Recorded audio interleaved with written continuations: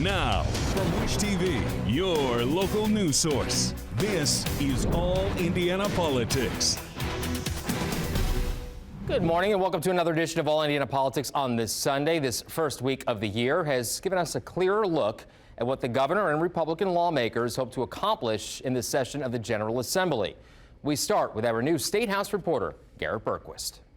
Both Governor Eric Holcomb and legislative leaders unveiled their agendas during the first few days of session. And while they are members of the same party and there are a number of similarities, there also are some key differences between the governor and the General Assembly. We want to be responsible in those tax cuts. But you know, again, we're potentially close to a $5 billion surplus, a $2 billion structural surplus. We can be thoughtful and responsible, but get money back in the hands of Hoosiers. I want to make sure we have an accurate picture so that we can cut taxes. That is the goal. I don't want to, but I want to pay our bills, and we've got some bills out there and some new ones I think coming, and that's why our agenda is where it is right now. Now, we'll talk to folks, and if I can be persuaded, we're open-minded about this. The legislature has been prioritizing this COVID-19 vaccination bill. I know you've spoken in the past that you're not necessarily a fan of it. At this point, are you a hard no on that, or is it still up in the air? Or what? Well, we'll see where it ends up. I'll work with the Senate and the House as they put forward different bills concerning this topic. And I'll, again, just like a skipping record, I want to read every word of the bills that are put forward, amendments included. But what I have asked for to end the emergency formally is the three items that I put forward, and I remain a hard yes on those three. But you know, we have to take a holistic approach to this, and I think you know the idea that employers were going to stop the spread in their business because of vaccination, it certainly has been proven that hasn't been the case. We all, frankly, all wish it would have been. Why then not apply the bill to all vaccinations and not just COVID? If it's about a holistic approach and personal responsibility and all that? Well, because I think, right now, Brandon, it's the discussion is around COVID. This is where you see the employers taking the action, and, the discussion is myopically focused on that, and appropriately so. I'm not sure there's as much disagreement. Governor Holcomb, Senator Bray, I, and our caucus teams, we talk all the time, and we'll work through this. I mean, and I think it's good to have different perspectives, and obviously we feel passionately about ours, and we'll continue to have those conversations with our friends. But look, I mean, you guys would complain if we came in here and steamrolled all the same stuff. We expect Governor Holcomb will elaborate further during his State of the State address. That's scheduled for 7 o'clock Tuesday night. At the State House, Garrett Bergquist, Wish TV, wishtv.com, and follow us on Facebook. Let's welcome in Democratic State Representative Maureen Bauer. She is from and for South Bend and also part of a Democratic caucus. Let's jump in with the GOP agenda, the governor's agenda. You've heard it, you've digested it. What's your first reaction to it? I'm hopeful that the governor has a plan in place to combat the COVID-19 pandemic and that he is promoting the safe, effective, and free vaccine. We agree on some of the issues where we can ensure that workplaces are safe. He's focusing on firefighter safety and the issue of PFAS, which is a toxic chemical causing severe health problems and high cancer rates. I look forward to hearing the State of the State address, where we can find ways that Leader Giaquinta and the governor can work together to ensure that Indiana is safer and that we're healthier and that we have a vision for the future. It has been interesting to see the gaps that seem to be not just between Democrats and Republicans, but between Republicans and Republicans in some score. The governor, for instance, may not necessarily agree with everything that the Republican state lawmakers have in mind for things like vaccination mandates and whatnot. Where are you with the vaccine mandate ban and the Democratic caucus's take on that? I stand with the business community and our healthcare workers who really want to put this pandemic behind us. We have a countermeasure to the epidemic. We have a safe vaccine, and we should be getting that message out to everyone. I think that the priority legislation, which aims to discredit the vaccine, couldn't come at a worse time, where we're seeing new surges in cases, a shortage of ICU beds. Our hospital staff are burnt out, and they are pleading with leadership to lead and to get us through this pandemic. We see more children hospitalized. So I think that we are certainly focusing on the wrong issues when it should be on healthcare and safety. Another issue in the headlines, as soon as the session started, the idea of tax cuts. Republicans seem unified in an effort to try to come up with ones that will work. Your take on those? I'm not sure if the House and Senate agree, but I think that there's certainly a need to send some relief back to Hoosiers. We have nearly a $4 billion surplus. I think it's only right to send some of that back to working families. I've proposed some sales tax cuts in the past. I know many in both caucuses have plans to do that. So I look forward to seeing what we propose. It has been interesting to notice at least a little bit of movement among some Republicans on the marijuana issue. A, does that surprise you? B, do you think there's enough to move anything on it this year? Legal cannabis has always been popular within the state of Indiana. I'm surprised that's taken us so long when our surrounding states have taken this measure before us. I think we will see plans to decriminalize small amounts of marijuana in Indiana, but unfortunately, I think that those at the top might not be quite ready to carry a medical or recreational marijuana bill this session. Representative Maureen Bauer, thank you. Thank you very much. All right, coming up, marking 1 year since the attack on the U.S. Capitol, our exclusive interview with the Indiana woman who was the first person in the country to be sentenced for the crimes from that day. Next on All Indiana Politics. Welcome back to All Indiana Politics. This week marked 1 year since the Capitol insurrection, the attack on the U.S. Capitol designed to stop certification of the 2020 presidential election results. The first person in the United States to be sentenced for crimes for that day is a woman who lives right here in Indiana. She believes she's under attack from members of both political parties, and she spoke exclusively with our Richard Essex. January 6, 2020 is a dark day for Anna Morgan Lloyd. She regrets going into the Capitol building and providing for what she says was unintentional cover for people that were there to do harm. My remorse was sincere. It's still sincere. If I could take back being there that day, I would gladly take it back. Anna Morgan Lloyd agreed to an interview if we did not show her face. I spoke to a wonderful woman. A picture of her inside the Capitol building on January 6th helped the FBI build a case against her. Morgan Lloyd is on the right side of your screen in the gray sweatshirt. Next to her in the red hat is Donna Busy. The woman on the left is identified in court records as Linda. Morgan Lloyd told us that Linda was the reason she went to the Capitol in the first place. Do you feel like you got kind of sucked into, not the violence, but sucked into going inside the building? Only reason I didn't go in to prove a point. I didn't go in to make a statement to the government. I didn't go in only 100%. The only reason I went in is to get that 74-year-old woman out. She told me she didn't go very far inside the building, maybe 20 feet, and spent about 15 minutes inside. Busy took a couple of pictures that were posted online, and then the two left. For her time inside the Capitol building, a federal judge sentenced her to 36 months probation, community service, and a $500 fine.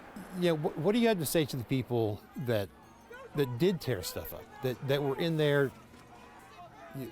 for the violence?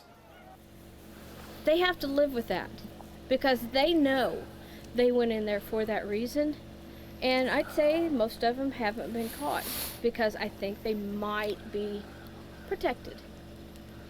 And they'll still have to live with it. And I hope they realize how much it's disrupted my life, the violence that they did. Because if they never committed that violence, there's a good chance January 6th could die away.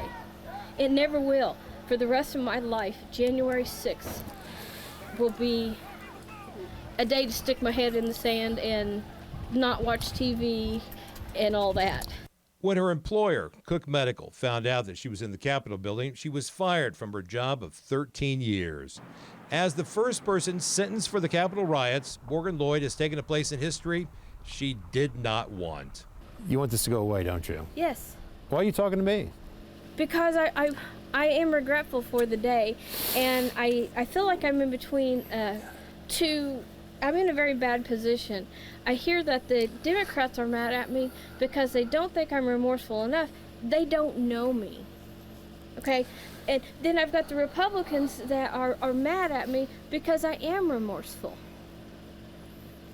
I'm just a person. Morgan Lloyd tells me she is not a member of any fringe political groups, and the FBI spent hours asking her about her political activities. She calls herself a lifelong Democrat and was all in for Hillary Clinton in 2016 until she heard Donald Trump in the Republican debates. By November, she was pulling the lever for Trump and Mike Pence.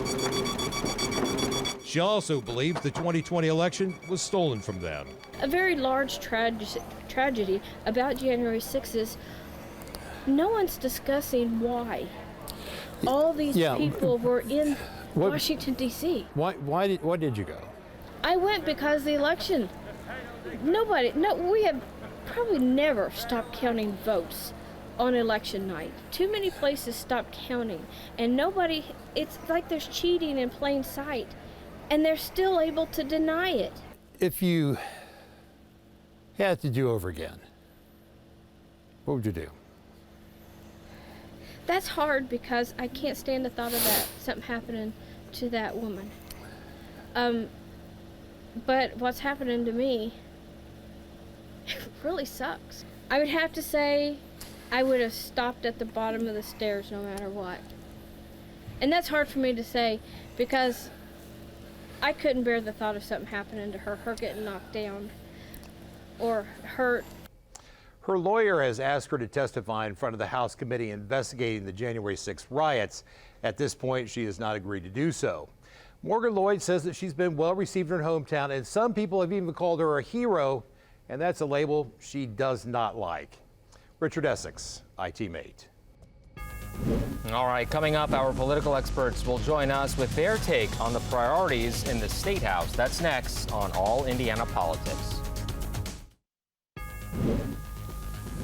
Welcome back to All Indiana Politics as we welcome back Republican Allie Bartlett and Democrat Drew Anderson. Happy New Year, guys. So we're talking about the legislature this week. Allie, we'll start with you. Is this the right time to be talking about banning vaccine mandates in Indiana businesses? I mean, you look at these numbers, they're skyrocketing. Timing, as you very well know, is very important. And this doesn't seem, from the outside looking in, like the right time to be talking about this. Yeah, I mean, timing is a difficult one, but at the same time, I mean, we've been dealing with this pandemic for almost upwards of 2 years now. So I think there's really no time like the present to address this, especially as we're seeing the numbers increase. I think we're just going to see the conversation around this matter also take additional steps. So I think it's a tough one, but we do have to face it head on. Drew? I mean, my heart breaks that, so many folks are getting sick. And it's just unfortunate that the folks on the other side have discredited the vaccine from the start. And this mandate, this law, House Bill 1001, further discredits vaccines. And on top of that, too, it's a bit hypocritical considering they are now adding unemployment benefits into the bill, considering last year they attacked Hoosier workers who collected unemployment. So it's just a partisan bill that is a solution in search of a problem. Allie, I saw you shaking your head when Drew was talking about the vaccine, discrediting the vaccines. Your thoughts? Yeah, I have a lot of thoughts on that. First and foremost, I think saying that this bill or anything addressing vaccine mandates is discrediting the vaccine is a dangerous narrative all on its own, because that is not what this has done. I think there has been a lot of damage done in this country in general. Through damage from Republicans. I think that the major issue here is that we are not discrediting a vaccine by doing this. We are trying to protect the rights of individual employees to make decisions on their own. This is not an additional mandate on employers. This is just simply a way for employees to be able to exercise what they what they determine as their personal decision. And it's not even that, it's just allowing for exemptions to a requirement. Go ahead, Drew. Go ahead. Yeah, to interject, Indiana is one of the lowest vaccinated states. We're considered one of the most dangerous states to live in during the pandemic, and it's because Republicans discredited the vaccine from the start, and they refused to ask Hoosiers to get vaccinated. Holcomb is the only person. Holcomb is the only person who has been pushing the vaccine, and you have Todd Rokita saying that he doesn't believe the numbers at all, and that's just problematic. Absolutely false. No Hoosier leaders. Todd Rokita literally said that. Todd Rokita literally said that. I'm saying that your narrative about discrediting the vaccine is completely false. It's not a narrative, it's fact. Honestly It's based off fact. to say that, because every Republican leader in the state of Indiana has told Hoosiers that it's the right thing to do to get vaccinated, including Speaker Houston, who is the leader of the House Republican caucus that has authored House Bill 1001. All right. He literally said this week that I'm going to let you guys take this conversation offline. I have other topics I want to get to. House Republicans, as you guys very well know, proposed an income tax cut as well as several cuts on business taxes. But Governor Eric Holcomb doesn't really seem completely on board. Drew, the governor, not completely against the cuts. He just thinks the timing isn't right. Where do Democrats stand on this? I mean, Indiana's financial strength over the last year and change is because of the American Rescue Plan. And Democrats got it done. Democrats delivered and stood up when it mattered most. And unfortunately, people like Kyle Huffner, people like congressional Republicans are calling it socialism. And so at the end of the day, Democrats are never going to be opposed to the opportunity to give Hoosiers some extra cash. And that's why legislation like a tax relief bill during back to school time we believe is the way to go. Allie? Wow, there are some really strong allegations being made here today that I completely disagree with on every front. Indiana has a proven track record of maintaining an impressive surplus that could easily cover a $1 billion tax cut. I mean, for years in the past, show me one single year where Indiana has not had a surplus that could cover a $1 billion tax cut. Now, on the point as to whether or not it's the time to do every single one of the proposed tax cuts, I think that's up for debate. But what we need to focus on during this pandemic is what has changed about the environment throughout the country, and that includes a lot of remote work options. And well, to your point, though, Allie, do you think the governor and Republicans are going to get on the same page here?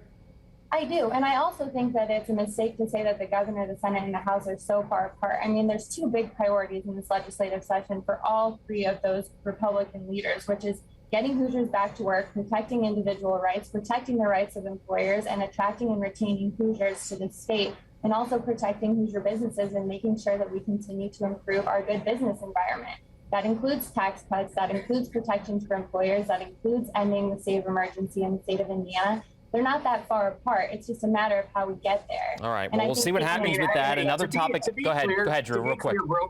Last thing, real quick. If Republicans value the business community, then they would actually oppose House Bill 1001 because the business community is against that.